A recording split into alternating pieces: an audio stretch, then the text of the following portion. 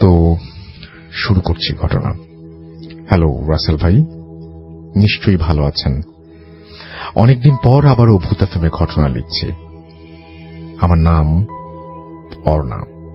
আমার বাসা ময়মনসিং। ব্যস্ততার কারণে স্টুডিওতে আসা সম্ভব নয়, তাই আমি চাইছি ঘটনাটি ভালো লাগলে আপনি পড়ে শোনাবেন। ঘটনাটি আমার মামার সাথে আজ থেকে প্রায় বেশ কয়েক বছর আগে ঘটে যাওয়া একটি ঘটনা। মামা তখন ইংল্যান্ডে থাকতেন। ইংল্যান্ডের লুটন শহরের ছোটখাটো একটি বাংলোর মতো একটি বাড়িতে একাই তিনি থাকতেন। বাড়িটার ঠিক পাশেই ছিল একটা লেক। লেকের উল্টো দিকে রয়েছে একটি কবরস্থান। হাজার হাজার মৃতদেহের কফিন সেখানে শোয়ানো ছিল। মামার বাসার জানালা দিয়ে যে গ্রেভইয়ার্ডটা ছিল সেটা স্পষ্ট দেখা যেত।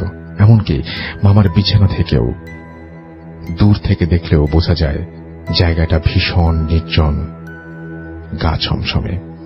কিন্তু মামা নির্জন পরিবেশ খুব ভালোবাসতেন এবং বেশিরভাগ সময় একাই কাটাতেন। একদিন রাতের বেলা আনুমানিক 11টা-12টার দিকে মামা হাঁটতে হাঁটতে আনমনা হয়ে সেই লি গ্রেভের দিকে চলে যান। আকাশে চাঁদ ছিল, আশেপাশে হালকা বাতাস বইছিল। মামা মনে মনে বেশ শান্তিপূর্ণ একটা অনুভূতি পেতে লাগলেন। এক সময় মামা স্মোক করার জন্য প্যাকেট থেকে সিগারেট বের করেছেন, কিন্তু তখনই পকেটে হাত দিয়ে দেখেন লাইটার আনতে তিনি ভুলে গেছেন। তাই মামা বাড়ির দিকে পা বাড়ালেন লাইটার আনার জন্য। কিন্তু যখনই তিনি পা বাড়িয়েছেন তখনই দেখতে পেলেন তার থেকে কিছুটা দূরে গ্রেভইয়ার্ডের ভেতরে সাদা গাউন পরা একটা মেয়ে মামার দিকে হেঁটে আসছে। মামা মেয়েটাকে দেখে ভাবলেন হয়তো আশেপাশের কোনো বাড়ি থেকে সে হাঁটতে হাঁটতে এদিকটায় এসেছে। মেয়েটা মামার কাছে এসেই মামাকে তাদের ভাষায় বলল, লাইটার চাই। মামা অপ্রস্তুত হয়ে বললেন, হ্যাঁ, কিন্তু আপনি? মামার কথা শেষ হওয়ার আগেই মেয়েটি মামার দিকে হাত বাড়িয়ে হ্যান্ডশেক করে বলল তার নাম রিয়ানা। সে মামাকে কবরস্থানের কোনো একটা জায়গায় ইশারা করে দেখিয়ে বলল, এইখানেই আমার বাড়ি। মামা বিষয়টা খুব স্বাভাবিকভাবে নিলেন। মামার সাথে মেয়েটি অনেকক্ষণ কথা হয়। এভাবেই গল্প করতে করতে মামার সাথে রিয়ানার ভালো বন্ধুত্ব হয়ে যায়। এক পর্যায়ে রিয়ানা মামাকে বলে আজ তার জন্মদিন এবং মামাকে তার জন্মদিনের পার্টিতে তার সাথে যাওয়ার জন্য আমন্ত্রণ জানান। মামা প্রথমে তার সাথে যেতে রাজি না হলেও পরে তিনি রিয়ানার সাথে হাঁটতে লাগলেন রিয়ানার বাড়ির দিকে। রিয়ানা মামা থেকে এক কদম পিছিয়ে হাঁটছিল। হঠাৎ মামা খেয়াল করলেন তিনি কবরস্থানের ঠিক মাঝ বরাবর হাঁটছেন। দুপাশে সারি সারি কবর স্পষ্ট দেখা যাচ্ছে চাঁদের আলোয়। একটা সময় তার মনে হল তিনি একাই হেঁটে চলেছেন। পেছন দিকে তাকাতেই মামা দেখলেন মেয়েটি নেই। মামার বুক ধক করে উঠল। মামা বুঝলেন তিনি খারাপ কোনো কিছুর কবলে পড়েছেন। তাই তিনি কোনো কিছু না ভেবেই প্রাণপণে দৌড়াতে লাগলেন। তার পা যেন চলছিল না। দৌড়াতে দৌড়াতে একসময় হোঁচট খেয়ে একটা গর্তের ভেতরে পড়ে গেলেন মামা। সেটি ছিল একটি ভাঙা কবর। চাঁদের আলোয় মামা দেখলেন তিনি একটা ভাঙা কফিনের ওপর পড়ে আছেন। হাতে ভর দিয়ে উঠতে যাবেন, এমন সময় কফিনটা আরো ভেঙে গেল এবং পচে যাওয়া একটা মৃতদেহর পেটের ভেতর হাতটি ঢুকে গেল। মৃতদেহটি একটি মেয়ে ছিল, স্পষ্ট সেটা বুঝতে পারলেন মামা। মামা কোনভাবে উল্টে আঁকড়ে ধরে কবর থেকে বের হওয়ার চেষ্টা করতে লাগলেন, কিন্তু তার পা দুটো যেন অবশ আর দুর্বল হয়ে আসছিল। মামা চিৎকার করতে লাগলেন, কিন্তু তার গলা দিয়ে কোনো আওয়াজ বের হচ্ছিল না। একসময় মামা ইট সিমেন্টের তৈরি একটা শক্ত কিছুর ওপর ভর দিয়ে কবর থেকে উঠতে যাবেন। ঠিক তখনই মামা অনুভব করলেন কেউ তার পা টেনে ধরেছে। মামা তাকিয়ে দেখলেন সেই মাংস খসে যাওয়া লাশটি কফিনের ওপরে বসে তার পা টানছে। এই দৃশ্যটি মামা সহ্য করতে না পেরে প্রাণপণ চিৎকার দিয়ে কবরের ভেতরে জ্ঞান হারান। সকালে মামার জ্ঞান ফেরে এবং জ্ঞান ফেরার পর মামা দেখলেন তিনি তার নিজের ঘরে, কিছু লোক এবং পুলিশও রয়েছে সাথে। কবরস্থানের দুজন সিকিউরিটি মামার চিৎকার শুনে গিয়ে দেখে মামা কবরের ভেতর পড়ে আছেন এবং মামাকে কবর থেকে তুলে আনেন। পরবর্তীতে মামা পুলিশের কাছে বিষয়টি জানান।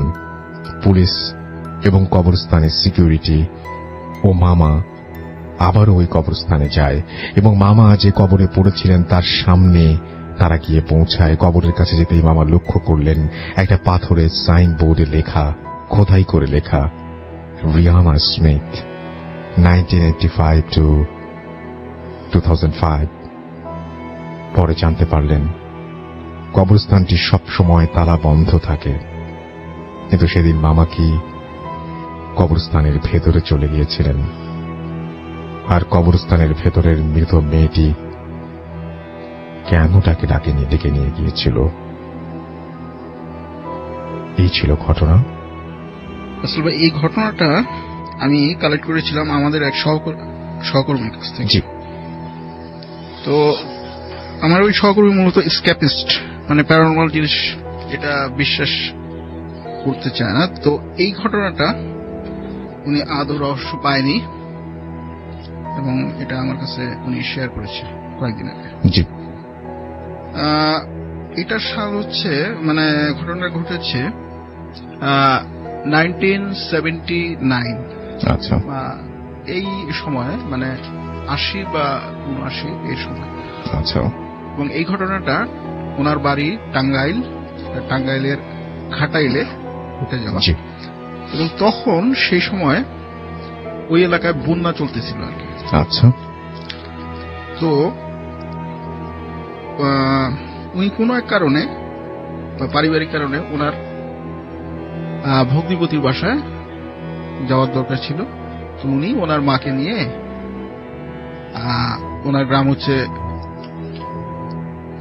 বেলদহ, তো ওই গ্রাম থেকে ওনার প্রতিবেশী একটা ছোট নৌকা, ডিঙ্গি নৌকা, এটা নিয়ে উনি বেলদহ গ্রামের পাশ দিয়ে চলে গেছে। যে নদীটা, সেই নদীটা মানে ঘেঁষে গেছে যমুনার শাখা নদী।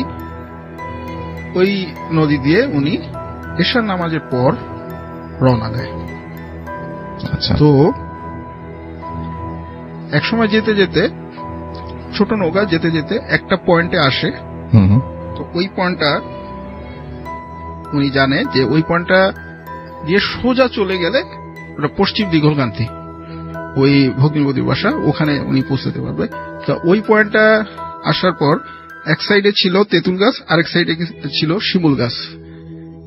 তো যখন ওই পয়েন্টটা আসে তখন উনি মানে কোন এক কারণে, শিমুল গাছটা তো ওনার বায়ে, তো কোন কারণে উনি আবার মানে মানে ওয়েস্ট মানে পশ্চিম দিক থেকে উনি ডাইনে ঘুরে গেছে, সাউথের দিকে ঘুরে গেছে। তো এই সময় তো ওনার হাতে ডাইনে তো বায়ে আছে শিমুল গাছটা। তো উনি মনে করতেছে যে আমি পশ্চিমে চলে যাচ্ছি, কিন্তু আদতে উনি যাচ্ছে কিন্তু সাউথে। ওনার কিচ্ছু নাই, খেয়াল নাই, কিচ্ছু নাই, উনি কিন্তু সাউথে চলে যাচ্ছে, কিন্তু ওনার মনে হচ্ছে আমি পশ্চিমে যাচ্ছি। তো উনি এভাবে যেতে যেতে একটা সময়, অনেক দূর চলে যাওয়ার পরে একটা সময় মানে খেয়াল হলো যে আমি কোথায় যাচ্ছি আসলে, কারণ জায়গাটা চেনা মনে হচ্ছে না কি কারণে। আচ্ছা, যাই হোক, তো একটা সময় উনি একটা মানে পূর্ণিমার রাত তো, এবং তখন বোঝা যায় সবকিছু, আলো আছে এবং দেখাও যায়। এবং তখন দূরে একটা নদীর পাড়ে একটা ভিটে মাটির মতো ছিল, নদীর পাড়ের একটু সামনে ভিটে মাটির মতো ছিল, এবং ওখানে কিছু বাড়ি ছিল, টিনের বাড়ি। তো উনি যেতে যেতে মানে ওই নৌকাটা ওই টিনের বাড়ির জাস্ট ভিটে মাটির সামনে নৌকাটা রাখে, এবং ওখানে অনেক নৌকা গেছে বা রাখা হয়েছিল, এই চিহ্নগুলি আছে, কারণ নৌকা রাখলে একটা জায়গায় চিহ্ন থাকে আর কি। তো উনি নৌকাটা বাঁধে, এই মুহূর্তে ওনার ওই হারিকেনের আলোটা নিভে যায়। উনি ওই ভিটে মাটি অনুসরণ করতে করতে ওখানে যায়, যে এই কারণে যে ওখানে একটা কুপির আলো দেখা যাচ্ছে, এবং এই কারণে ওই আলোটা নেওয়ার জন্য, একটু আগুন নেওয়ার জন্য উনি ওই ভিটে মাটিতে নেমে উনি ওই মহিলাকে একটু অনুসরণ করতে থাকে, যে ওই মহিলার হাতে একটা কুপি ছিল, এবং কুপিটা আগের অনেক আগে যে কুপিটা ইউজ হইতো, যে পিতলের মানে সিঁড়ি সিঁড়ি টাইপের সুন্দর যে কুপিটা, ওটা ইউজ হইতো, ওটা নিয়ে যাচ্ছে ওই মহিলা, সাদা শাড়ি পরা, মহিলাটা সাদা শাড়ি পরা ছিল এবং উনি চলে যাচ্ছে। কিন্তু এখানে ইন্টারেস্টিং ব্যাপার, উনি যতই যাচ্ছে ওই ডিস্টেন্স কমতেছে না, মানে মহিলাটা চলে যাচ্ছে কিন্তু ওনার ডিস্টেন্সটা ওই একই রকম থাকে। তখন মহিলাটা কয়েকটা বাড়ি মানে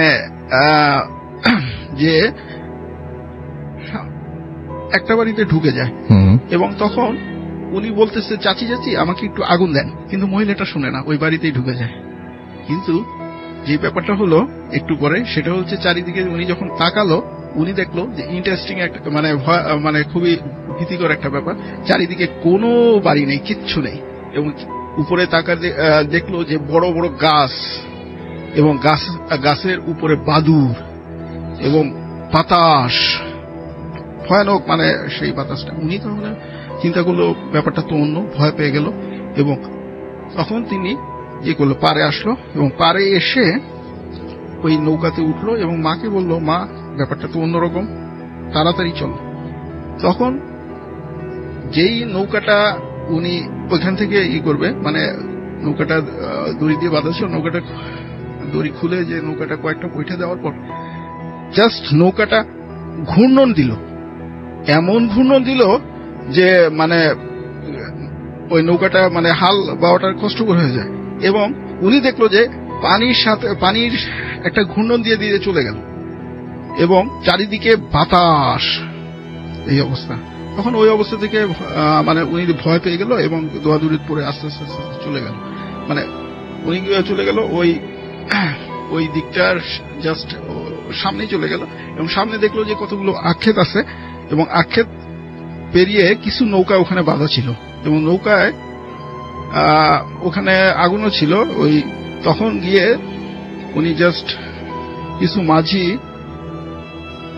ওনাদেরকে বললো ভাই আমি তো ভয় পেয়ে গেছি, এই অবস্থা হলো, তো ওই জায়গাটা খুবই ভয়ানক, এরকম হলো, আপনি তো যাই হয়েছে এটা সম্ভবত আপনি কানেওয়ালা ধরছে। তখন ওই কানেওয়ালা হচ্ছে ওই সময় স্থানীয়ভাবে এই জিনিসগুলোকে কানেওয়ালা বলতো, যে আপনি পথ ভুলে যাওয়া বা এই জাতীয় কিছু, এটা স্থানীয়ভাবে এদেরকে কানেওয়ালা বলা হতো, এই ঘটনাগুলোকে কানেওয়ালা বলা হতো।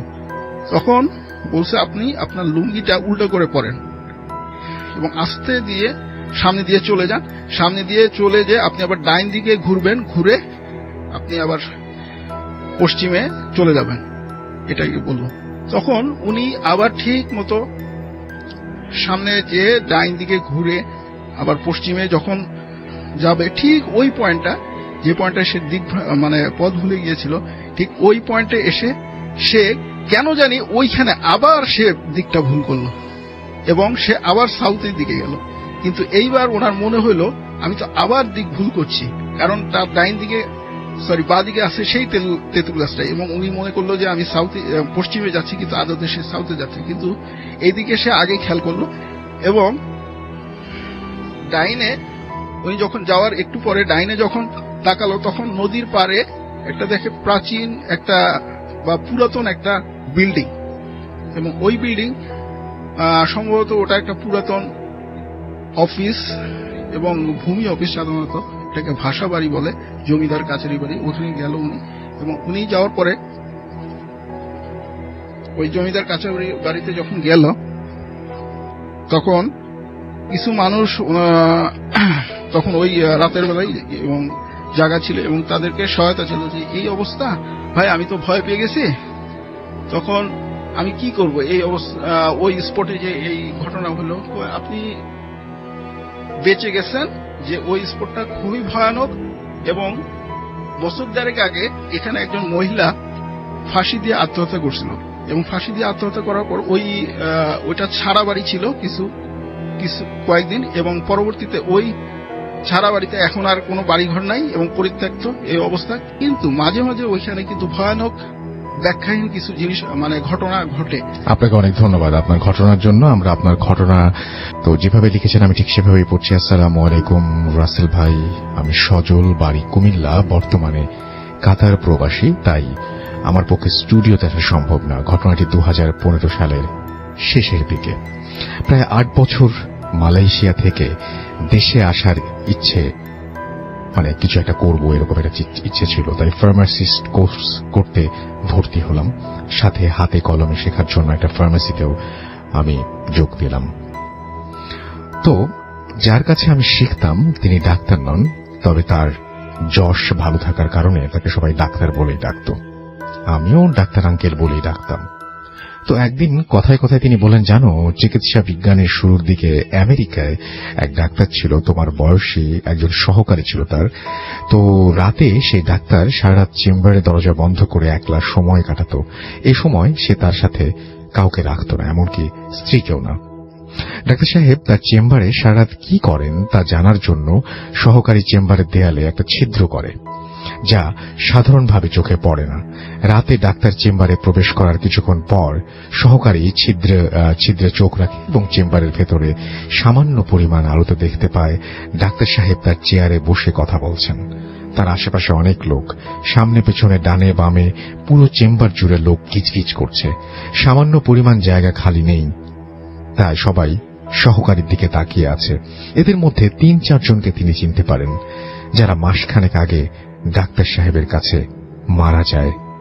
আমরা সারাদিন বিভিন্ন গল্প করি, তাই তখন কোনো প্রতিক্রিয়া হয়নি। সন্ধ্যা নামতেই ভয় শুরু হয়ে গেল। তো প্রতিদিনের মতো ডাক্তার আঙ্কেল ৮টা বেজে চলে গেলেন, ৮টা বাজতেই চলে গেলেন এবং আমি যাব 10টার দিকে। গ্রামের এলাকা, লোকজন নেই বললেই চলে। মাঝে মাঝে ২-১ জন হাজির হয়। ক্যাশ ক্লোজিং করতে করতে সেদিন 10:30 বেজে যায়। আমি দোকান বন্ধ করছি কি এমন সময় এক লোক হন্তদন্ত হয়ে ছুটে এলো, ডাক্তার সাহেব তাড়াতাড়ি চলেন, আমার স্ত্রীর অবস্থা খুব খারাপ। লোকটার পরনে লুঙ্গি আর গেঞ্জি। এমনিতে অনেক রাত, তার উপর আমি ডাক্তারও না, তাই কি করব বুঝতে পারছিলাম না। ডাক্তার আঙ্কেলকে কল করলাম, কিন্তু তার নাম্বারও বন্ধ। শেষ পর্যন্ত নিজেই ব্যাগ হাতে রওনা হলাম। লোকটি যেই রাস্তা দিয়ে যাচ্ছে তা আমার পরিচিত। এই রাস্তা দিয়েই আমার নানা বাড়ি যেতে হয়। কিছু দূর যাওয়ার পর লোকটা যে বাড়িতে থাকতো সেটাও আমার পরিচিত। বাড়ির একদিকে বেশ কিছু কবর, আমরা স্থানটিকে কবরস্থান বলেই জানি, কিন্তু এই বাড়িতে কেউ থাকে বলে জানতাম না, তাই অবাক হলাম। লোকটার পেছন পেছন ঢুকলাম। আমি ভালো মতো দেখলাম একটা পুরাতন চৌকির ওপর একজন মহিলা অচেতন হয়ে পড়ে আছে। বয়স 30 থেকে 32 হবে। গায়ের রং কালচে শ্যামলা আর খুবই শুকনা।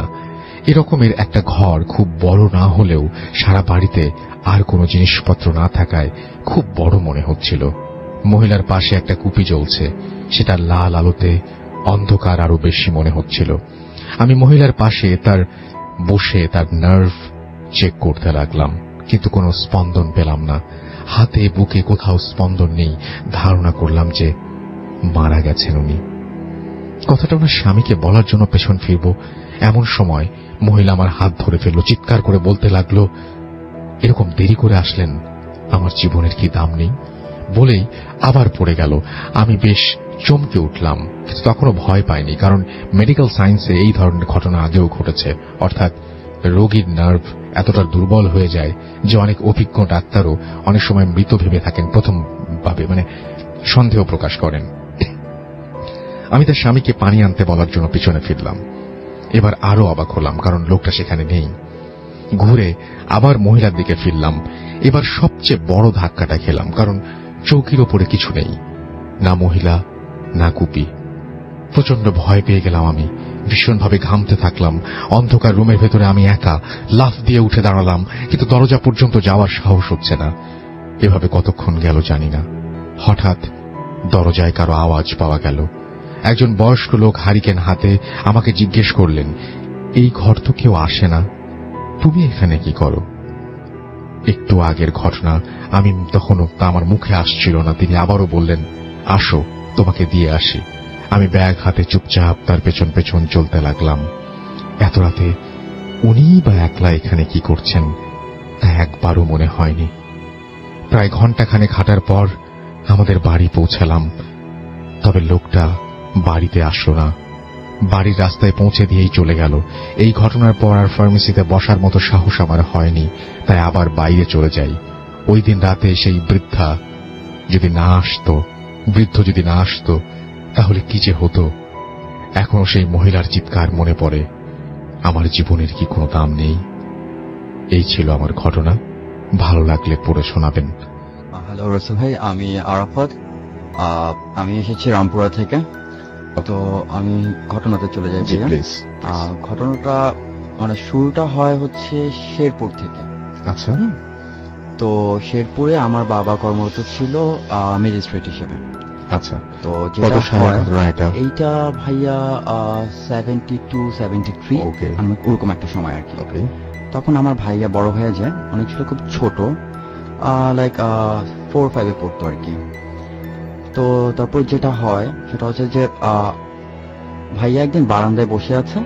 তো যেহেতু আমার বাবা ম্যাজিস্ট্রেট ছিল, একটা বাংলো টাইপের বাড়ি ছিল আমাদের, তো খুব ঝোপঝাড় ছিল মানে বাসাটার সামনে আর কি। তো এরকম একটা সময় মানে তখন মানে বিকালবেলা আর কি, তো একটা গাছের মানে পাখি বাসা বানিয়েছে। তো পাখি ঢুকছে বের হচ্ছে, তো ভাই এক দৃষ্টি তো ওই মানে গাছের দিকে তাকিয়ে আছে আর কি, তো দেখছে আর কি এগুলো। তো হঠাৎ করে দৃষ্টিটা মানে নিচের দিকে যায়। যখন নিচের দিকে যায় তখন সে একটা অদ্ভুত জিনিস দেখে। সেটা হচ্ছে যে একটা মানুষ খুব ছোট সাইজের এবং তার 4টা চোখ, বুকের ভেতর 2টা চোখ আর কি। তো তখন ডিস্টেন্সটা হচ্ছে ভাইয়া আর ওই জিনিসটার মধ্যে ডিস্টেন্স হচ্ছে 15 থেকে 20 ফিট এরকম একটা আর কি। তো ভাইয়া নড়তে পারছে না, মানে কথা বলতে পারছে না।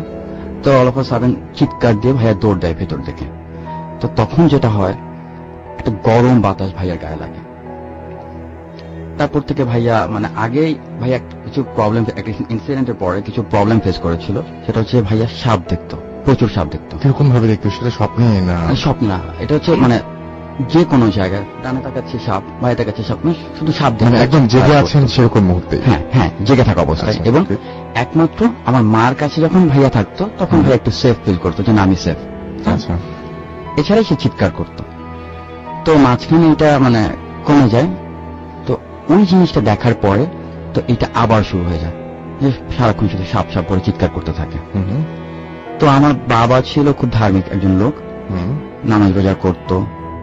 তো সামহাও আমার বাবা একটা খবর পায় যে একজন মানে ফকির আছে, সে বেশ কামের লোক, সে মানে এরকম জিন টিন আনতে পারে আর কি। আচ্ছা। তো আমার বাবা ওইভাবে কন্ট্যাক্ট করে। তো একটা পর্যায়ে ওই ফকিরকে আমাদের বাসায় আনা হয়। আচ্ছা। বাসায় আনার পর যেটা হয়, তখন আমার বাবা আসলে মানে বুঝে উঠতে পারেনি যে ফকির কি করতে যাচ্ছে আর কি।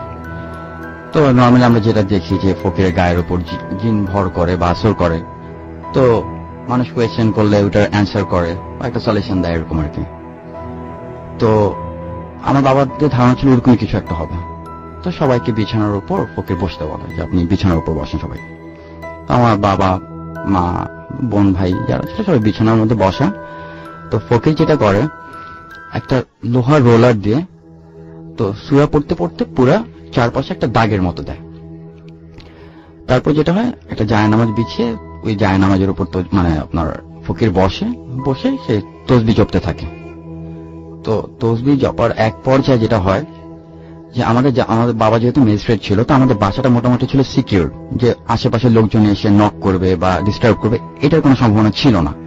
কিন্তু যেটা হয় সেটা হচ্ছে একটা নক করে কে যেন আপনার জানালার ভেতর, মোটামুটি একটা শব্দ হয়। তো এরপরে যেটা হবে, একটা শীষের শব্দ আসে এবং শীষের শব্দটা হচ্ছে অদ্ভুত, মনে হচ্ছে যে আকাশের উপর থেকে এই আওয়াজটা আসতেছে, অনেক ইকো। তো এটাই নর্মাল স্বাভাবিক মানুষের পক্ষে করা সম্ভব মানে কখনোই না। তো মোটামুটি এরপরে যেটা একটা ক্রাশ চলে আসে, তো শীষের শব্দটা হয় এবং রুমের মধ্যে একটা স্মেল আসে, সুন্দর একটা স্মেল।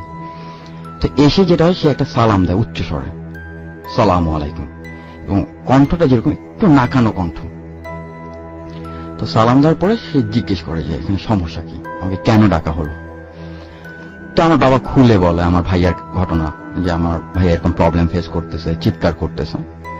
তো এরপরে যেটা হয়, তো ওনার নাম আমরা জানতে পারি যে যিনি নাম হচ্ছে ওসমান গনি। হ্যাঁ, তো উনি বিভিন্ন চিকিৎসা করে, বিভিন্ন সলিউশন দেয়, একটা পর্যায়ে আমার ভাইয়া ভালো হয়ে ওঠে। তো ভালো হওয়ার পরে যেটা হয় যে ওই ফকিরের ব্যাপারে আমাদের ফেথটা আরো বেশি বেড়ে যায়, আমাদের এক্সপেকটেশন অনেক বেশি বেড়ে যায়। আচ্ছা। তো তারপরে ফকির আমাদের সাথেই থাকা শুরু করে, সার্ভেন্ট রুমে বা এরকম একটা মানে ফকিরদের জন্য আলাদা একটা রুম দিয়ে দেওয়া হয়, সে আমাদের ওখানেই থাকে। তো খুব ভালো আন্ডারস্ট্যান্ডিং হয়ে যায় আমাদের সাথে। তো দেখা যায় যে এইটা আমাদের কাছে খুব নর্মাল একটা বিষয়, যে কেউ পাশের বাসায় একজন সমস্যা হচ্ছে, সে আমাদের বাসায় আসতেছে যে আমার এরকম একটা সমস্যা। তো ওই ফকির জিন আনতেছে, কথা বলতেছে, এরকম একটা ব্যাপার। তো যেহেতু আমাদের কাছে ব্যাপারটা খুব স্বাভাবিক, আর আমার মা ব্যাপারটার সাথে খুব বেশি ইউজ টু হয়ে যায়, তো একদিন বলে যায় যে আমাকে তোমরা কিছুদিন ডাকলে পাবা না, আমি আসতে পারবো না, আমি একটা জায়গায় সফরে যাচ্ছি, তো আমাকে ডেকো না। কিন্তু যে আমার মা বেশি ইউজ টু হয়ে যাওয়ার ফলে যেটা হয় যে ফকিরকে খুব রিকোয়েস্ট করে যে আমার খুব জরুরি কথা আছে, আমি কিছু জিনিস জিজ্ঞেস করবো, জানতে ইচ্ছা করছে, তা আপনি একটু কাইন্ডলি ওনাকে ডাকেন, আমি ওনার সাথে কথা বলবো। তো ফকির প্রথমে মানা করে যায়, এখন আমার দরকার নাই, যেহেতু মানা করছে না ডাকাই ভালো। তো তারপর যখন মানে লিটারেলি ফোর্স করা স্টার্ট করে যে না আপনি ডাকেন, আমি কথা বলবো, আমি দেখবো কি হয়। তো ফকির ওই আগের মতোই আপনার মানে যায় নামাজে বসে তসবিহ জপতে থাকে, ডাকে, কিন্তু কেউ সাড়া দেয় না। বেশ কিছুক্ষণ এরকম করার পর মানে ফকির বলে যে খালাম্মা বাদ দেন, আজকে আচ্ছা বাদ দেন, আজকে তো কেউ আসতেছে না।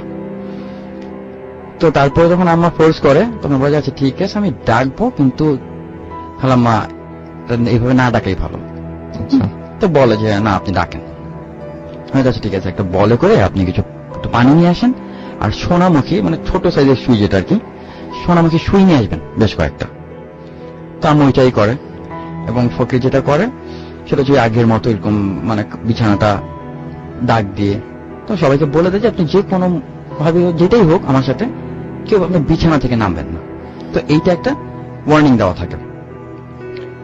তো ফকির যেহেতু ভাইয়া মানে রুমে কোনো ফ্যান চলছিল না, লাইট বন্ধ, হ্যাঁ, তো জাস্ট নর্মাল একটা সাউন্ড খুব জোরে মানে কানে এসে লাগে আর কি। তো ফকির সূরা পড়ার একটা পর্যায়ে যেটা করে যে বলের যে পানি, এই পানির মধ্যে সুই মারা শুরু করে, এবং ছাত্র যে শব্দ হচ্ছে যেহেতু মানে সবকিছু বন্ধ, রুমের লাইট ফ্যান সব বন্ধ, তো সুইয়ের আওয়াজটা শোনা যাচ্ছিল, ছাপ ছাপ সুই মারতেছে। তো 4 থেকে 5টা সুই বলের মধ্যে মারার পর ভাই যেটা হয়, নর্মালি তো আমরা তো ইউজ টু হচ্ছে একটা নক করবে জানালাতে, হ্যাঁ, তারপর উনি আসে একটা শীষ বাজায়, হ্যাঁ, সালাম দেয়, এরকম একটা এনভায়রনমেন্টের সাথে সবাই পরিচিত ছিল। তো ওই দিনের ব্যাপারটা একটু অন্যরকম। ওই দিন নক না ভাইয়া, মনে হলো কেউ একটা আঘাত করলো আর কি জানালাতে, ধুম করে একটা শব্দ, বিকট শব্দ জানালাতে, এবং একটা মানুষ রেগে গেলে যে ফোঁস একটা রাগ, আমি রাগান্বিত, এরকম একটা বিকট একটা ফোঁস আওয়াজ হচ্ছে আর কি। তো যেটা হয় ঢুকেই সে আর সেদিন কোনো সালাম টালাম কিছু না, ফকির তসবিহ জপা বন্ধ কর, উচ্চ স্বরে, ফকির তুই তসবিহ জপা বন্ধ কর। তো ফকির কোনো কথা না, ফকির উচ্চ স্বরে শুধু তসবিহ পড়তেছে আর সূরা পড়তেছে। ফকির তসবিহ জপা বন্ধ করে, এরকম একটা সময় ফকির জাস্ট আমার বাবাকে বলে চাচা লাইটটা জ্বালান। আচ্ছা। তো এই যে ব্রেকটা, এই ব্রেকের পরেই মানে ফকির চিৎকার করা শুরু করে, চাচা বাঁচান, খালাম্মা বাঁচান, এই উচ্চ স্বরে চিৎকার। তো তখন যেটা ছিল যে বেড সুইচ, এটা আর কি, তো আমার বাবা যায় বেড সুইচটা জ্বালাতে। আচ্ছা। ইন দ্য মিন টাইম বাল্বটা বাস্ট হয়ে যায়, শব্দ হয়ে বাস্ট, লাইটটা জ্বলে না। তো যেটা হয় এরপরে তো ফকির তো চিৎকার করতেছে, তো আমার বাবা সহ্য করতে না পেরে মানে খাট থেকে নামবে, তা আমার মা ধরে রাখছে দরকার নেই। তো চিৎকার একটা পর্যায়ে যখন ঠান্ডা হয়ে যায়, তো আমার বাবা যেই নামতে যাবে তখনই আবার চিৎকার, মরে গেলাম, চাচা বাঁচান, এরকম আর কি। তো তারপর এরকম কিছুক্ষণ চিৎকার চেঁচামেচির পর যখন ঠান্ডা হয় তখন আবার ওই বাল্ব টাল ফিক্স করে জ্বালানোর পর দেখা যায় ফকির জাস্ট পড়ে আছে ফ্লোরের মধ্যে, এবং মুখে প্যানা টানা দিয়ে ভরে গেছে আর কি। আচ্ছা। তো ফকিরকে এটা মানে তারপর ট্রিটমেন্ট সুস্থ করা হয় পানি টানি দিয়ে। তো পরবর্তী 2 দিন পর ওই যে মানে ফ্যামিলিয়ার যে ছিল আর কি ওসমান গনি হুজুর, আমরা হুজুর বলে ডাকতে আর কি সবাই, তো ওনাকে আবার ডাকা হয়। তো আমার বাবা একরকম কমপ্লেইন করে তার কাছে, যে আমার বাসায় এটা কি হলো, হ্যাঁ আমি আপনাকে ডাকতে চাচ্ছিলাম, তা আমার বাসায় এরকম একটা অ্যাক্সিডেন্ট ঘটে গেল। তো তখন যেটা হয় বলে যে আচ্ছা আমি এটা দেখবো, এবং ওসমান গনি সাহেব সাথে সাথে যে এসে এরকম মানে কার্যক্রম করে গেছে, তার নাম ছিল জন বাহাদুর। পরবর্তী যেটা জানা যায় তাকে নিয়ে আসা হয় যে তুমি এই কাজটা কেন করলা। ওই আগেই বলে রেখে ভাই, যখন তাকে ডাকা হলো, যখন ওসমান গনি সাহেব প্রথম আসলো তখন ঘরের পরিবেশটা ছিল থমথমা, খুব সুন্দর একটা পরিবেশ। যখনই জন বাহাদুর যে ওনাকে ডাকা হলো, পরিবেশটা জাস্ট চেঞ্জ হয়ে গেল, ওই আগের মতো ফোঁস শব্দ, মনে হচ্ছে কেউ রাগ হয়ে আছে, একদম মানে বিকট আওয়াজ।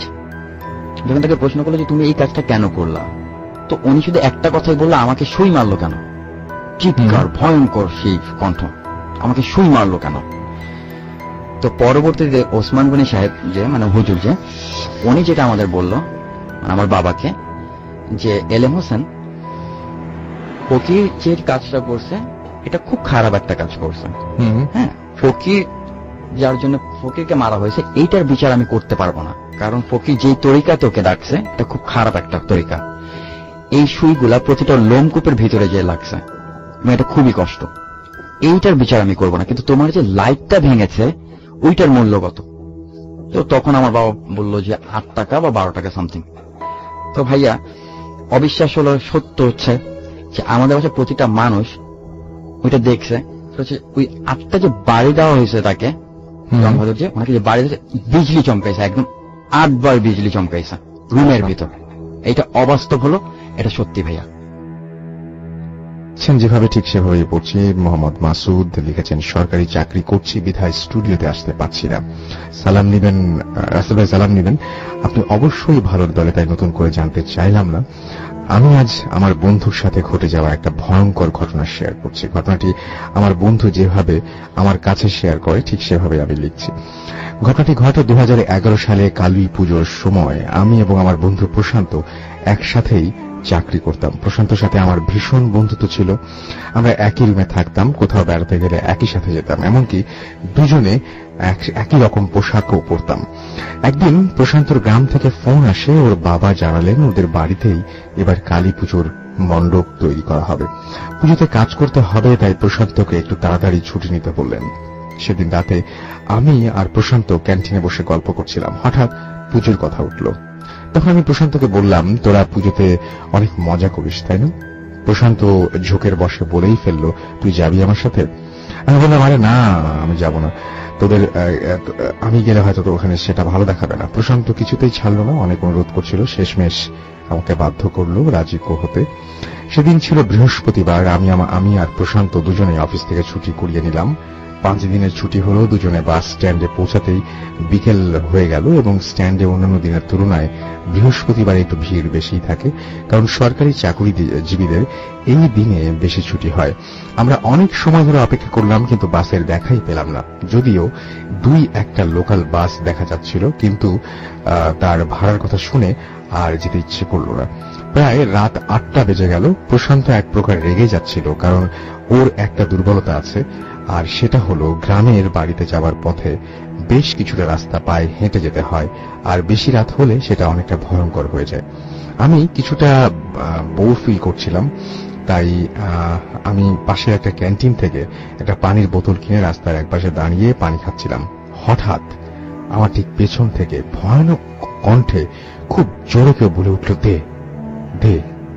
আমি মারাত্মক ভয় পেয়ে গেলাম। আচমকা পেছনে ফিরে দেখলাম একটা পাগল, মাথায় বড় একটা জট, সমস্ত শরীরে ধুলো বালি দিয়ে ভরা, জামা কাপড় পরা এবং হাতে একটা বাঁশের লাঠি। লাঠিটায় ভর দিয়ে আমার দিকে তাকিয়ে আছে এবং মনে হচ্ছে সে আমার উপর প্রচন্ড রেগে আছে। আমি ভয়ে ভয়ে পানির বোতলটা ওই ব্যক্তিটির দিকে এগিয়ে দিতেই এক হ্যাচকা টানে সে আমার হাত থেকে বোতলটা কেড়ে নিল। পানি খেতে খেতে আমাকে লক্ষ্য করে বলতে লাগলো, ফিরোজ, ফিরে যা, ফিরে যা, যেখান থেকে এসেছিস সেখানেই ফিরে যা, বিপদ তোকে ডাকছে, ফিরে যা। বলেই আমার কিনা বোতলটা নিয়ে পেছনে ফিরে হন হন করে হেঁটে চলে গেল। কথাগুলো প্রশান্তও শুনতে পারল। আমরা কিছু সময়ের জন্য নীরব হয়ে যাই। কিছু সময় পরে প্রশান্ত বলল, আরে ধুর, কোথাকার কোন পাগল কি বলল, আর তাতেই তুই ভয় পেয়ে গেলি, বাদ দে, আর এসব কিছু না। রাত আনুমানিক 9:30 হবে। অপেক্ষার প্রহর যেন আর কাটছিল না। হঠাৎ একটি মিনি বাস আমাদের সামনে এসে দাঁড়ালো। গাড়ির হেল্পার গাড়ি থেকে নেমে এসে অন্য কোথাও না গিয়ে ঠিক আমাদের দিকে এসে বলল, মামা যাবেন?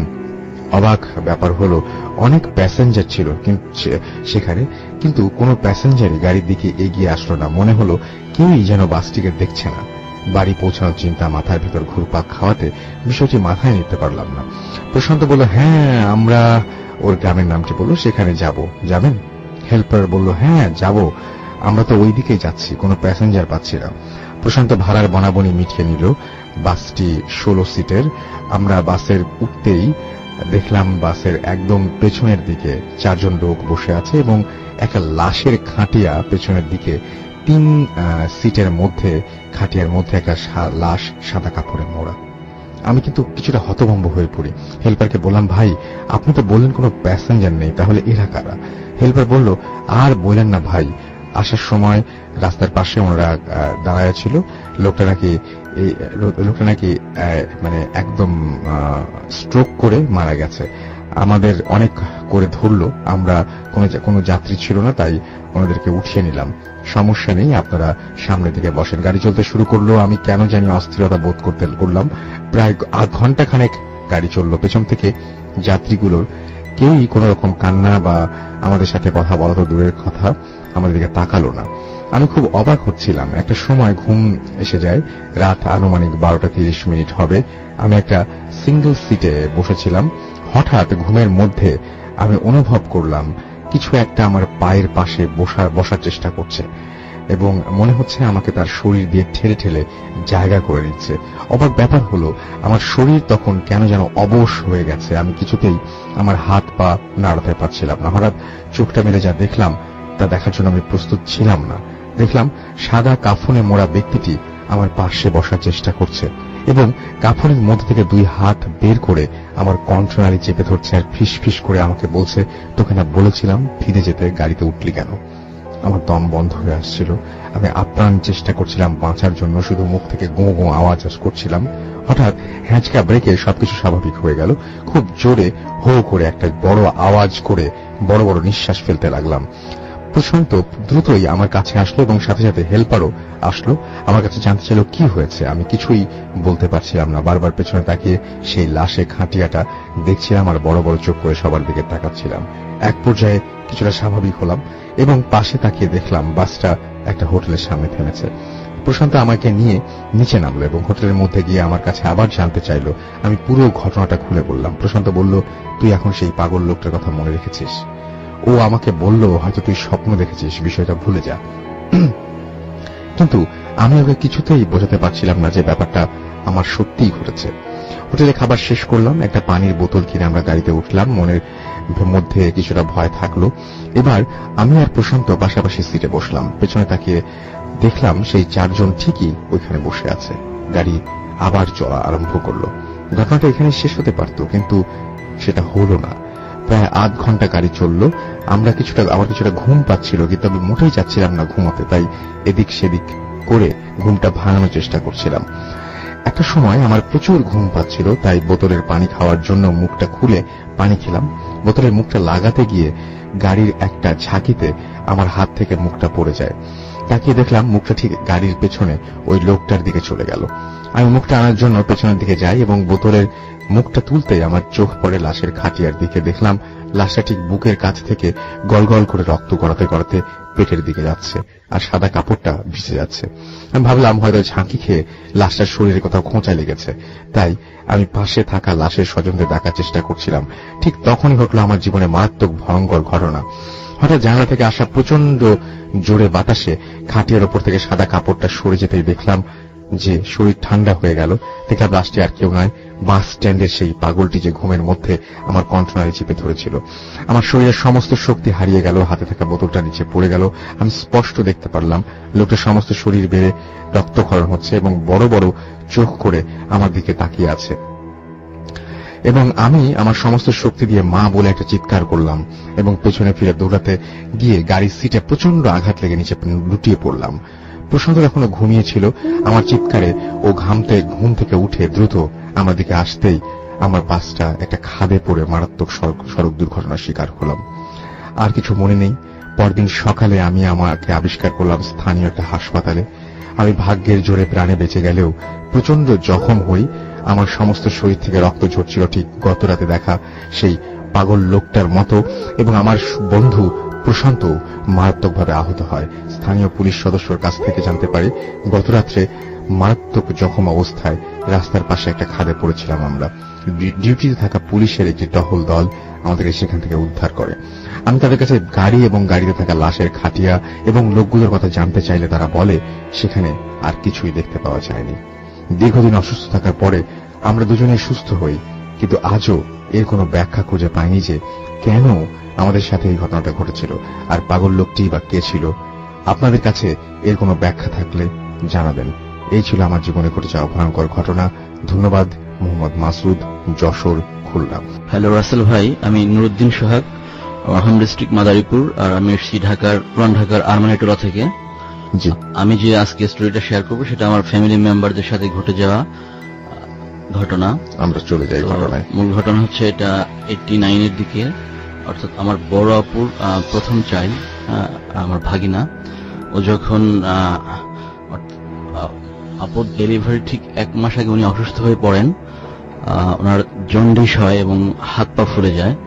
তো আমাদের হোম ডিস্ট্রিক্ট মাদারীপুর এর কাছাকাছি ভালো হাসপাতাল বলতে, মানে উন্নত মানের হাসপাতাল বলতে বরিশাল শেরেবাংলা মেডিকেল কলেজ ছিল। তো ওখানে তাকে নিয়ে যাওয়া হয়। ওকে সিজারিয়ান ডেলিভারি হয়। তো ওখানে 8 দিন পরে রিলিজ করা হয়। তো রাসেল ভাই একটা কথা বলতে হয়, ওই সময় আমাদের ওই এলাকায় নদী প্রধান এলাকা হওয়ার কারণে নদী পথে যোগাযোগটা একটু সহজতর ছিল। অর্থাৎ দেখবেন যে ওই নৌকাগুলো এখন নেই বললেই চলে, ছাউনিওয়ালা নৌকা, আমাদের আঞ্চলিক ভাষায় বলে একমালাই নৌকা। তো সেখানে ওই নৌকায় করেই বরিশাল থেকে আমাদের মাদারীপুর আসা হচ্ছিল। তো ওই নৌকায় ছিল আমার আম্মু, আমার বড় আপু, ওই বেবিটা, আর আমার আব্বু এবং দুলা ভাই। তো আস্তে আস্তে আমাদের ডিস্ট্রিক্টে প্রবেশ করতে অনেক রাত হয়ে যায়। তো আমাদের গ্রামের কাছে আসতে আরো প্রায় 6-7 কিলোমিটার বাকি আছে।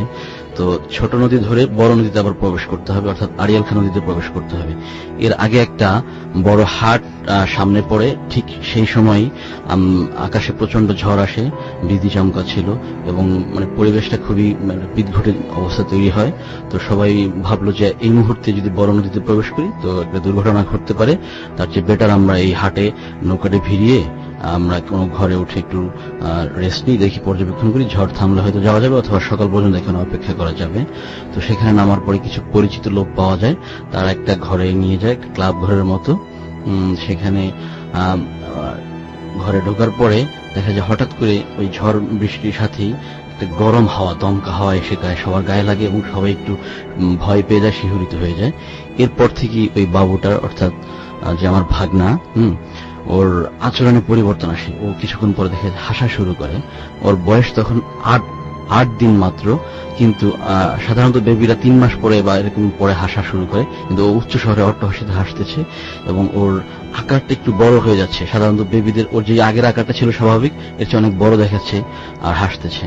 তো আমার ব্যাপারটা গেস করছে, বুঝতে পারছে যে এরকম, সবাই বুঝতে পারছে যে হয়তো এরকম খারাপ কিছু আসর করছে। তো সকালবেলা বাড়িতে নিয়ে আসা হয়। এখন ওকে যে ফিডারে দুধ খাওয়ানো হয়, সাধারণত বেবিরা 1 দাগ বা 2 দাগ দুধ খায়, কিন্তু ওকে দেখতাম যে মানে ফিডারে দুধ দেওয়ার পরে ও পুরা হাফ লিটার দুধ খেয়ে ফেলতো এবং আরো দুধ খাওয়ার জন্য হাত মানে চেপে ধরতো যে আরো দুধ দাও, মানে এরকম বুঝাইতে চাইতো আর কি, এবং হাসতো। আর ওর আকারটা ওই কখন দেখা যায় হঠাৎ হঠাৎ অনেক বড় দেখাচ্ছে, মনে হয় 3-4 বছরের বাচ্চা এরকম, কিন্তু ওর বয়স তো মাত্র 8 দিন আমি বললাম। তো এখন এরপর আরো কিছু অদ্ভুত অদ্ভুত ঘটনা ঘটতে থাকে রাতের বেলা। অর্থাৎ আমাদের ঘরের পেছনেই একটা গাছ ছিল, এটা ওষুধি গাছ, আঞ্চলিক ভাষায় বলে এটা কালফা গাছ। তো গাছের উপরে অনেক শব্দ হতো এবং কিছু ফুল রেখে যেত, যে ফুলগুলো আমাদের গ্রামে সচরাচর দেখতে পাওয়া যায় না, মানে কিছু আনকমন ফুল, মানে গ্রামের মানুষ অনেকে চেনেও না এই ফুলগুলো কি, নাম কি। তো ফুলগুলো সবাই কুড়াতো এবং সবাই দেখতো যে ফুলগুলো পাওয়া গেছে রাত্রে। তো সবাই চিন্তিত হয়ে পড়ে এবং সবাই ভেবেছে এরকম বদজিন বা এরকম খারাপ কিছুই আসর করেছে ওর সাথে। তারপরেও শুরুতেই ওই পেডিয়াট্রিক ডাক্তারের সাথে আলোচনা করা হয় যে এরকম এরকম ব্যাপার ঘটতেছে। ও তো এরকম বাচ্চারা তো স্বাভাবিকভাবে এত দুধ খায় না, কিন্তু ও তো ফিডারের পর ফিডার শেষ করে দিচ্ছে, তারপর খাওয়ার চাহিদা শেষ হচ্ছে না, ঘটনা কি। তো ডাক্তার ওকে পরীক্ষা নিরীক্ষা করলো। এখন ডাক্তার অনেকক্ষণ চিন্তা করে বললো, আপনার বেটার একজন ভালো হুজুর যারা এই ধরনের মানে তাবির দিয়ে থাকেন, চিকিৎসা দিয়ে থাকেন, ওদের সাথে কথা বললে বোধহয় ভালো হয়। তারপরে খোঁজ নিয়ে আমাদের মাদারীপুরের থানতলি হাজী সাহেব নামে একজন ভালো কামের লোক ছিলেন, উনি এই জিনের তদবির করতেন, অর্থাৎ জিন টিন ছাড়াতেন। ওনার কাছে নিয়ে যাওয়ার পরে উনি ওকে পরীক্ষা নিরীক্ষা করে দেখলেন যে না, ওকে ভালো বদজিনে আসর করেছে এবং এটা সারাতে হলে অনেক ট্রিটমেন্ট দিতে হবে। উনি ওনার মতো কিছু তাবিজ লিখে দিলেন। উনি বললেন যে ওর বেবির যে মশারি আছে ওই মশারির 4 কোণা লাগাতে হবে, ঘরের 4 কোণা লাগাতে হবে এবং বাড়ি মানে বন্ধ করা হয় যেটাকে দোয়া কালাম পরে এটা করতে হবে। আর হচ্ছে যেটা করতে বলেছেন যে হাফেজ, কোরআনে হাফেজ দিয়ে সূরা জিন টানা 60 বার তেলাওয়াত করে ওই তেল পানি সামনে রাখতে হবে, বেবিকে সামনে নিয়ে তেলাওয়াত করতে হবে রাতের বেলা নীরব হয়ে গেলে, এবং ওই তেলে ফু দিতে হবে সূরা জিন পড়ে কোরআন থেকে, এবং ওই পানিতে ফু দিতে হবে, তেল ওর গায়ে মাখতে হবে, নাভিতে মাখতে হবে, আর ওই পানি ওর চোখে দিতে হবে এবং পানিটা খাওয়াতে হবে। এভাবে করলে ট্রিটমেন্টটা করলে ভালো হয়ে যাবে।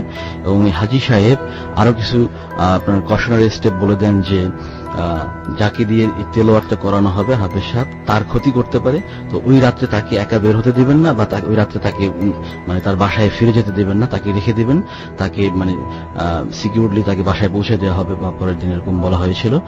আর ওরা কিন্তু ডিস্টার্ব করতে পারে, আপনারা একটু সাবধানে করবেন। তো প্রথমে আমাদের গ্রামে হাফেজ পাওয়া যাচ্ছিল না, তো ভাবলো যে মাদ্রাসার হুজুর আছে যারা মৌলভী সাহেব ওদেরকে দিয়ে পড়াইলে হয়তো হতে পারে আর কি। তো সন্ধ্যার পরে কয়েকজন হুজুরের সূরা জিন মানে তেলাওয়াত মানে সবাই মিলে যাতে 60 বারটা তাড়াতাড়ি হয়ে যায় শুরু করলো। এখন তখনই কিছু ভয়ঙ্কর ঘটনা ঘটতে থাকলো। তো ওই হুজুরদের জন্য আমার আম্মু আবার ঘরের বাইরে একটা রান্নাঘর আছে, সেখানে ওই রান্না করতেছিল। তো দেখা গেছে ওই আম্মু যেখানে রান্না করতেছিল ওই মানে চালের উপরে ধুমধাম ঢিল পড়তেছে এবং বাইরে থেকে কিছু অদ্ভুত অদ্ভুত আওয়াজ করতেছে, এবং ওই আমাদের ঘরে যেখানে হুজুরা তেলাওয়াত করতেছিল বাচ্চাকে নিয়ে সেখানে অনেক মানে ঢিল মারতেছে। তো এতভাবে ডিস্টার্ব করতেছে হুজুর আর পড়ার পরিবেশ পাচ্ছিলেন না, এবং যারা পড়তেছিল তারা একটু ভয় পেয়ে গেল।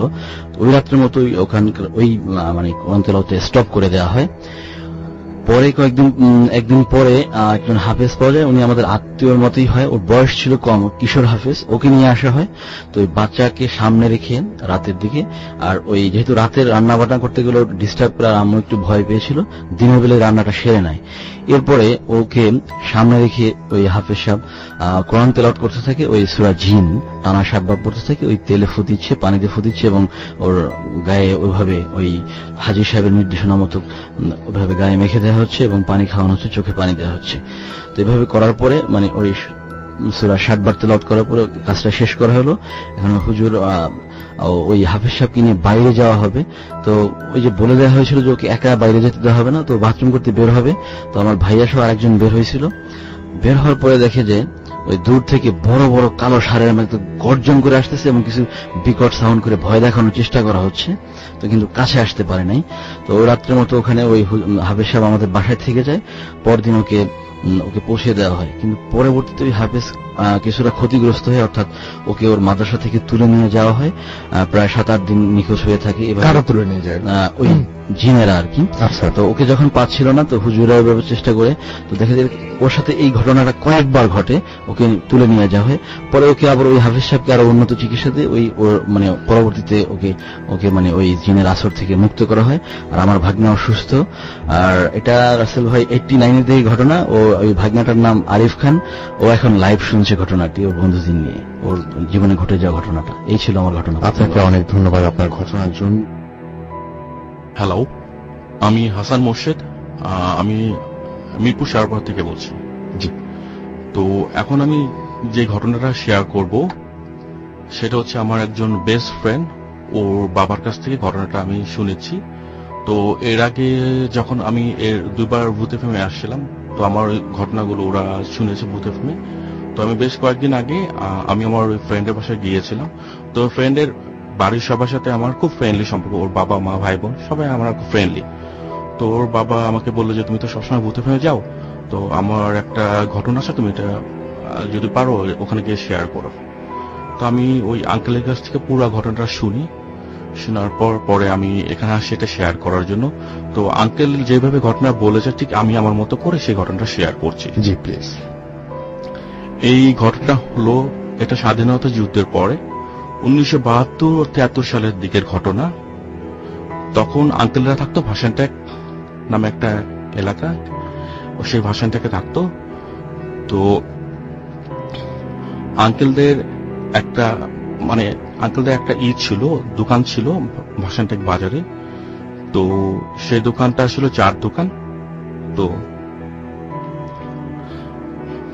এই ঘটনাটা যখন শুরু হয় তখন ছিল শীতের শেষ হয়ে গরমের শুরু ঘটনা। যাই হোক, আঙ্কেলেদের যে দোকানটা, সেই দোকানটা সকালবেলা আঙ্কেলের বাবা গিয়ে ওই দোকানটা খুলে চাটা বিক্রি করে দুপুরবেলা বন্ধ করে চলে যেত, এবং বিকেলবেলা আঙ্কেল এসে দোকানটা খুলে চাটা বিক্রি করে উনি আবার চলে যেতেন। যাই হোক, যখন ঘটনা শুরু হলো তখন আমি আমার মতো করে বলছি। এটা হচ্ছে, তো একদিন ওখানে চা বিক্রি করতে করতে অনেক সময় পার হওয়ার পরে তখন উনি ঘড়ির দিকে তাকিয়ে দেখে 9টা কি 10টা বাজে। তো উনি দোকানটা বন্ধ করে হারিকেনটা নিয়ে হাঁটা শুরু করলো।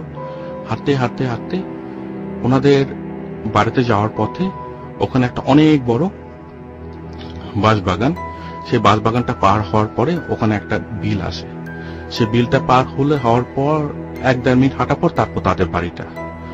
তো উনি তখন, আর ওই বিলের ঘটনাটা হচ্ছে কি, ওটা বর্ষাকালে পানিতে ভরে যায়, আর যখন শীতের শুরু হয় তখন বিলটা শুকিয়ে যায়।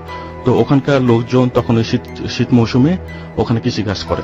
যাই হোক, আঙ্কেল হারিকেনটা নিয়ে হাঁটতে হাঁটতে হাঁটতে যখন ওই বাঁশবাগানের ভিতরে ঢুকে পড়লো, হঠাৎ সে কেমন যেন একটা ভয় লক্ষ্য করলো। তো সে ফিল করছে যে তাকে পিছন দিক থেকে কেউ দেখছে, বা ওই গাছ থেকে কেউ তাকে লক্ষ্য করছে।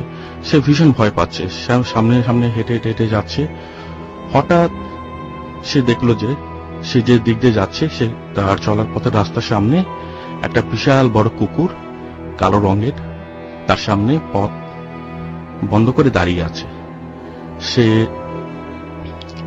কুকুরটাকে দেখে একটু প্রথমে ভয় পেয়ে গেল। কুকুরটার সাইজটা ছিল একটু আকারে অনেক বড়, এবং কুকুরের চোখগুলো আগুনের মতো করে জল করে জ্বলছিল। সে ভীষণ ভয় পেল। সে চিন্তা করলো যে কুকুরটাকে এখান থেকে সরাতে হবে। সে কি করলো, সে আশেপাশে তাকে ইট বা হারিকেন নিয়ে আলো দিয়ে ইট অথবা কোনো গাছের ডালটার খোঁজা আরম্ভ করলো, কিন্তু এগুলো সে পেল না। তখন সে কি করলো, হারিকেনের আলোটা বাড়িয়ে দিয়ে সে কুকুরটাকে সরানোর জন্য সামনে হারিকেনটা ধরে বলল, সর সর সর। তার এই শব্দে কুকুরটা একটু দূরে গিয়ে দাঁড়ালো। তখন সে সামনের দিকে হেঁটে হেঁটে হেঁটে সে যখন বাঁশঝোপটা পার হয়ে বিলের দিকে নামবে, তখন সে লক্ষ্য করলো পিছন দিক দিয়ে অনেকগুলো কুকুরের ঘ্যাও ঘ্যাও ঘ্যাও শব্দ। সেই শব্দগুলো শুনে খুব প্রচন্ড ভয় পেয়ে গেল, এবং এমন ভয় পেল যে তার সমস্ত শরীরের লোমগুলো দাঁড়িয়ে গেল। সে পিছনে তাকিয়ে কি করবে, সামনের দিকে সে হারিকেন নিয়ে দৌড়ানোর চেষ্টা করলো। কি সেই বিলের মধ্যে আইল দিয়ে কিছুক্ষণ দৌড়ানোর পরে সে লক্ষ্য করলো তার হারিকেনে আলো নিভে গেছে। সে বুঝতে পারল না যে কখন তার হারিকেনে আলোটা নিভে গেছে। সে যখন সামনের দিকে হেঁটে হেঁটে যাচ্ছে, হঠাৎ সে লক্ষ্য করলে দূরে একটা ওই বিলের আইলের মাঝখানে একটা ছোট্ট কি যেন দেখা যাচ্ছে বড়। সে একটু কাছে গিয়ে দেখলো যে ওখানে কে যেন একটা কুড়ে ঘর করে রেখেছে আইলে তার চলার পথে। সে যখন বিকালবেলা এখান দিয়ে আসছিল, সে ওখানে কোন কুড়ে ঘর বা এরকম কিছু দেখেনি, বা এত তাড়াতাড়ি এটা কে করবে, বা মানুষের চলার পথে এরকম কুড়ে ঘর কে করবে, সে এটা বুঝতে পারছে না। তো আস্তে আস্তে সে সামনের দিকে হেঁটে যাচ্ছে। হঠাৎ সে একটা বাচ্চার কান্নার শব্দ শুনতে পাচ্ছে। ওই কুড়ে ঘরের ভিতর থেকে একটা বাচ্চার কান্নার শব্দ আসছে, এবং শব্দটা প্রচন্ড করুণ ভাবে আসছে। সে আস্তে আস্তে হেঁটে হেঁটে যাচ্ছে, এবং বাড়িটা থেকে যখন সে 10-15 গজ দূরে সে লক্ষ্য করলো বাড়িটার ভিতরে একটা ছোট্ট আলো জ্বলছে। সে আস্তে আস্তে বাড়িটার সামনে গিয়ে বলল যে বাড়িতে কেউ আছেন? ভিতর থেকে কোনো শব্দ হচ্ছে না, কিন্তু অনবরত সেই বাবুর কান্না আওয়াজটা আরো জোরে শোনা যাচ্ছে। তো সেই বাড়িটার কাছে গিয়ে সে দরজাটা একটু ফাঁক করলো। দরজাটা ছিল বেড়ার দরজা। একটু ফাঁক করে সে যে দৃশ্যটা দেখলো, একটা অদ্ভুত দৃশ্য। সেটা দেখলো যে সেই বাবুটা একটা মাটির মধ্যে শুয়ে খুব চিৎকার করে কান্না করছে। তার পাশে একটা কপি জ্বলানো, সেই কপিটার পাশে একটা মহিলা বসে আছে, সাদা কাপড় পরা মহিলা বসে আছে। তার পা গুলো সামনের দিকে দেওয়া, তার মাথাটা নিচু করে, এবং মহিলার চুলগুলো একদম তার চেহারাটা সব ঢাকানো চুল দিয়ে। তো সামনে গিয়ে সে বলছে যে আপনি কি আমার কথা শুনতে পাচ্ছেন? সে যখন এই কথাটা বলেছে, সে দেখলো যে মহিলাটা তার মাথাটা তোলার পর হাত দিয়ে তার চুলগুলো সরানোর সাথে সাথে সে যে দৃশ্যটা সে লক্ষ্য করলো, মহিলার চেহারাটা পুরোপুরি সাদা বর্ণ, এবং চোখগুলো একদম জ্বলজ্বল করে জ্বলছে। সে এই দৃশ্য দেখার সাথে সাথেই সে এখানে আর নিজেকে ধরে রাখতে পারলো না, সেখানে সেন্স হারিয়ে পড়ে রইল। তো এরকম অনেক সময় পার হওয়ার পর তার বাসা থেকে তার বাবা, তার মা, তার চাচারা তাকে অনেক টেনশন চিন্তা পড়ে গেল যে এখনো সে বাড়িতে আসে না। তো তারা তাকে খোঁজার জন্য বাড়ি থেকে বের হয়ে তারা তাকে আবিষ্কার করলো সে বাঁশবাগানের ভিতরে সে পড়ে আছে, সেন্সলেস পড়ে আছে। যখন তারা তাকে বাঁশবাগান থেকে নিয়ে এসে বাসায় নিয়ে এসে সুস্থ করলো, তখন তার কাছ থেকে সে পুরো ঘটনাটা শুনলো এবং বললো যে তুমি তো বাঁশবাগানে পড়েছিলে, এই অবস্থা, আমরা ওখান থেকে নিয়ে আসছি। তখন এই ঘটনা শোনার পর সে তার পুরো স্টোরিটা তার বাবাকে, চাচাকে, মাকে বলার পরে এবং সে তারা লক্ষ্য করলো যে তার বাবার দুই পায়ের গোড়ালিতে অনেক কাটার শব্দ, কেটে গিয়েছে, পা কেটে গিয়েছে, হাতের মধ্যে কে যেন নখ দিয়ে আঁচড় দিয়েছে। তার সে বুঝতে পারলো যে তাকে ওই করে ঘর থেকে টেনে এসে বাঁশবাগানের ভিতরে নিয়ে যাওয়া হয়েছে। যাই হোক, এর পরের দিন থেকে ওনার প্রচন্ড জ্বর, এরকম জ্বর 7 দিন ছিল থাকার পরে সে যখন সুস্থ হয়ে উঠলো, তো তার কয়েকদিন পর থেকে সে স্বপ্ন দেখা শুরু করলো। একটা মহিলা তাকে বাঁশবাগান থেকে বলছে যে তুই এখানে আস, তোকে আমি একটা জিনিস দিব, এবং তাকে এটাও বলছে যে তোকে আমি যে জিনিসটা বলছি এই জিনিসটা তুই কাউকে বলতে পারবি না, যদি বলিস তো অনেক বিপদ হবে। তো এই স্বপ্নটা সে অনেকদিন দেখছে। দেখার পরে সে একদিন প্ল্যান করলো যে সেখানে যাবে রাত 12টার দিকে, এবং তাকে কিভাবে যেতে হবে সেটাও সে বলে দিয়েছে যে খালি পায়ে যেতে হবে, শুধুমাত্র একটা লুঙ্গি পরে, এবং তার পায়ে কিছু থাকবে না, শরীরের জামা থাকবে না।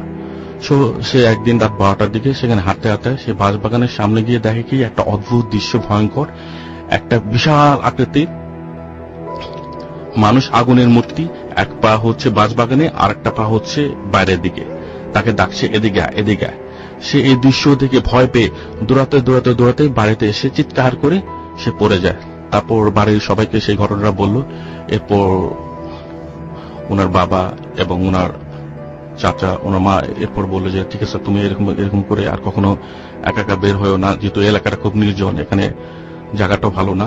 তো এরপর থেকে উনি যখনই রাতের বেলা কোথায় গিয়েছেন, ওনার বাবা বা ওনার চাচা বা কারোর সাথে নিয়ে এসে একা চলাফেরা করেছেন। এটাই ছিল আমার ঘটনা। এটি আমাদেরকে পাঠিয়েছেন, দেখতে পাচ্ছি। আচ্ছা, তিনি নাম প্রকাশে অনিচ্ছুক, বাট এখানে আছে, তিনি লিখেছেন যেভাবে লিখেছেন সেভাবে পড়ছি আমি। সুপ্রিয় রাসেল ভাই, প্রথমে সালাম নেবেন, আশা করি আল্লাহর অশেষ রহমতে বহাল তবিয়তে আছেন। আমি আজ যে ঘটনাটি লিখতে যাচ্ছি এটা নাম প্রকাশে অনিচ্ছুক আমার খুব কাছের এক ছোট ভাইয়ের নিকট থেকে শোনা। আচ্ছা, ছোট ভাইয়ের কাছ থেকে শুনেছেন, তার মানে ওনার নাম প্রকাশে অনিচ্ছুক, ওনার নাম বলা যাবে। উনি হচ্ছেন জুবায়ের হোসেন, মাস্টার্স পরিসংখ্যান বিভাগ, রাজশাহী বিশ্ববিদ্যালয়। ঘটনাটি লিখেছেন যে তার গ্রামেই ঘটে এবং উক্ত এলাকায় লোকমুখে প্রচলিত। আর বাক্য ব্যয় না করে আমি ঘটনা শুরু করছি। গ্রামের নাম জোড়ালিয়া, নড়াইল জেলার একটি গ্রাম। গ্রামটি বিলের মাঝখানে একটি ঐতিহ্যবাহী ঈদগাহ, প্রায় 200 বছরের পুরনো। প্রতি বছর 2 ঈদে আশেপাশের 7-8 গ্রাম থেকে প্রচুর মানুষ আসে সেখানে ঈদের নামাজ আদায়ের জন্য। ঈদগাহের পাশে একটি শতবর্ষী বুড়ো বটগাছ। বটগাছটিকে ঘিরে প্রচলিত নানান রকম কাহিনী। কেউ বটগাছের ডালপালা কাটার দুঃসাহস দেখায় না, কারণ সেগুলো কাটলে অনেকে অসুস্থ হয়ে পড়ে। কেউ ভৌতিক অভিজ্ঞতার সম্মুখীন হয়, ইত্যাদি ইত্যাদি। আমার মূল ঘটনাটি ঈদগাহকে নিয়ে।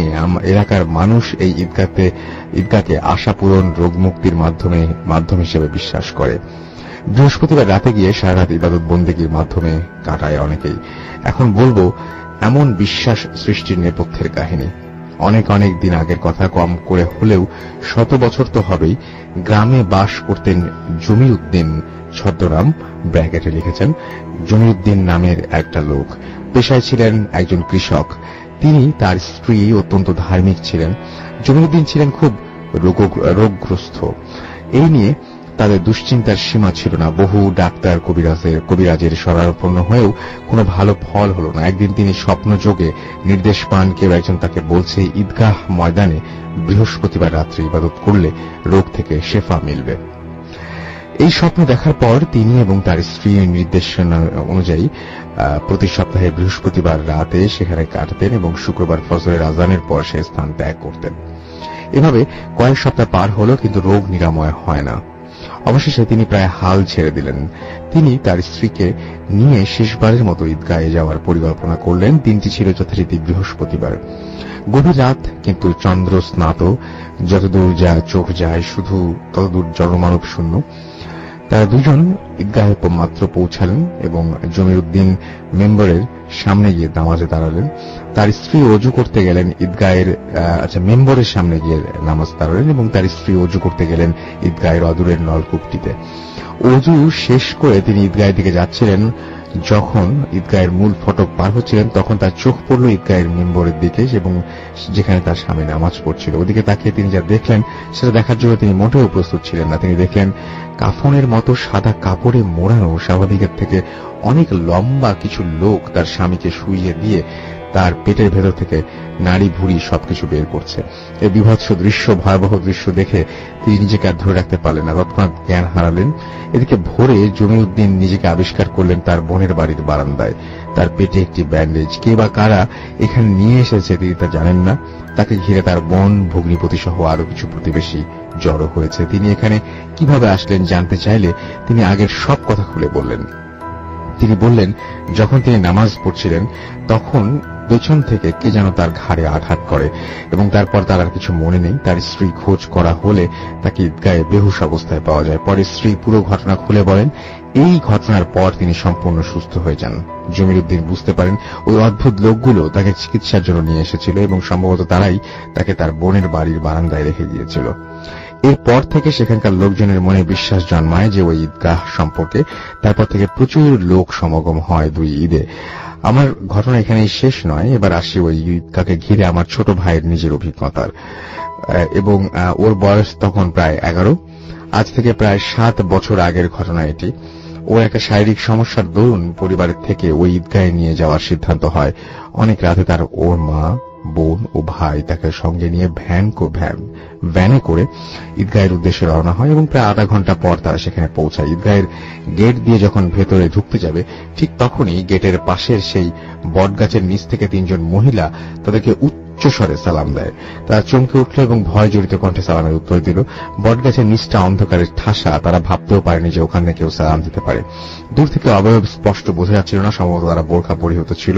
একটু দূর থেকে ওদের সাথে ওদের কিছুটা আলাপচারিতা হলো। তারা জানালো তারা পাশের গ্রাম মালিডাঙ্গা থেকে এসেছে। কথা শেষ করে ওরা ঈদগাহে প্রবেশ করে নামাজ পড়তে লাগলো। এক পর্যায়ে ওই 3 মহিলাকে নামাজের আদায়ের জন্য আহ্বান করলে তারা অন্ধকারের ভেতর থেকেই জানালো তাদের নামাজ পড়া শেষ। মহিলাগুলো তাদের সামনে না আসতে চাওয়াতে তাদের সন্দেহ বাড়তে লাগলো। তারপর দুদলের মধ্যে বাক্য বিনিময় হলো না। এদিকে নামাজ, তসবিহ, তাহলিল চলছে, ওদিকে বটগাছের নিচ থেকে গুনগুন শব্দে জিকিরের আওয়াজ ভেসে আসছে। কিছুক্ষণ পর ফজরের আজান। এবার প্রস্থানের পালা। সবকিছু গুছিয়ে যখন ওরা চলে যাবে তখন দেখলো ঈদগাহের পশ্চিম পাশের গেটে কালো রঙের বোরখা পরা 3 জন মহিলা দাঁড়িয়ে। তারাও বোধহয় চলে যাবে। চোখের পলক পড়তে না পড়তে হঠাৎ ওরা দেখলো যে মহিলাগুলো আর সেখানে নেই, তারা গায়েব। মুহূর্তের মধ্যে মহিলাগুলো অদৃশ্য হয়ে যাওয়াতে ওরা নিশ্চিত হলো তারা কোনো মানুষ ছিল না। মহিলাগুলো যেখানে দাঁড়িয়েছিল সেখানেও আশেপাশে খুঁজে দেখা গেল যে কিন্তু ওদের কোথাও হদিস মিলল না। শুধু তাই নয়, বাড়ি ফেরার পথে বীরের মধ্যে তাল গাছের মাথায় ওরা দাও দাও করে আগুন জ্বলতে দেখল। অবশ্য ওই 3 মহিলা বা আগুন ওদের কোনো ক্ষতি করেনি। পথমধ্যে ওদের আর কোনো সমস্যা হয়নি, ওরা নিরাপদে বাড়ি ফিরল। তবে দুর্ভাগ্যজনকভাবে তার শারীরিক সমস্যার সমাধান হয়নি। রাসেল ভাই, এটাই ছিল আমার আজকের ঘটনা। ভালো লাগলে পড়ে শোনাবেন। তো আজকে আর হাতে সময় নেই, কথা শেষ করতে হবে। সবাই ভালো থাকবেন, সুস্থ থাকবেন, সুন্দর থাকবেন এবং মোস্ট ইম্পর্টেন্টলি ফুর্তি থাকবেন। আজকের মতো এখানেই শেষ করছি। টাটা।